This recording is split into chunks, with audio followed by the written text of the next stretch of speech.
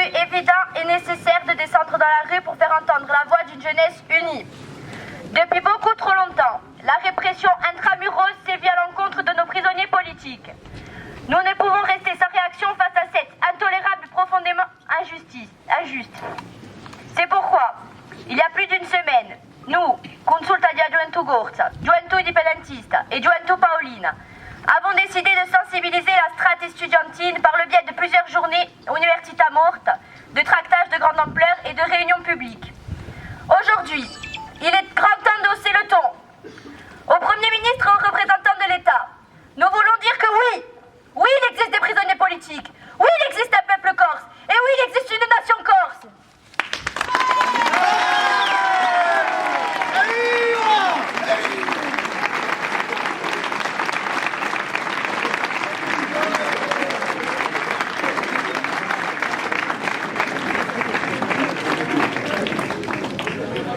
Il y a maintenant 2 ans, le plus gros bouleversement politique des 40 dernières années s'est produit.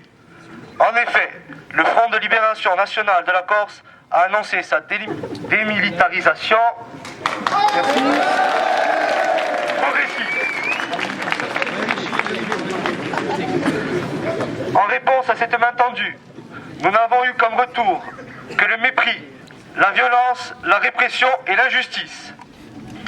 Comme nous le savons, le dimanche 13 décembre dernier, le peuple corse a démontré sa volonté de changement, d'affirmer son existence et de prendre en main son destin. Avec cette nouvelle donne politique, les moyens de lutte ont changé. Nous voulons montrer le visage d'une jeunesse intelligente, politisée et en totale cohérence avec le contexte politique que connaît notre île. La libération de nos prisonniers et l'amnistie de tous nos frères incarcérés est recherchée est indispensable à l'installation d'une paix durable en Corse. C'est pour cela qu'il est obligatoire de continuer à se mobiliser et à lutter pour obtenir la libération des nôtres.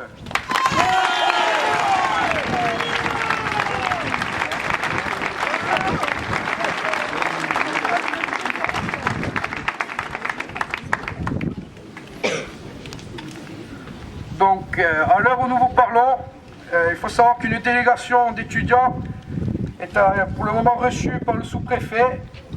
L'entretien s'est déroulé dans d'excellentes conditions d'écoute.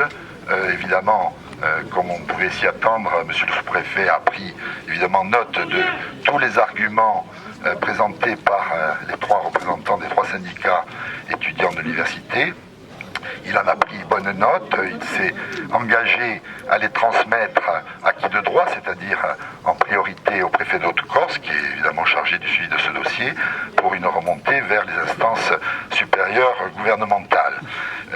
Évidemment aussi, comme on pouvait s'y attendre, il a signalé que dans dans un pays où il y a une stricte séparation de l'État et de la justice, il ne pouvait évidemment avoir aucune action, je dirais, directe sur la situation des prisonniers, qu'il s'agisse des prisonniers étudiants, qu'il s'agisse des prisonniers politiques, qu'il s'agisse de leur rapprochement ou qu'il s'agisse de leur amnistie, qui, comme vous le savez, dépend effectivement d'une procédure législative plus complexe.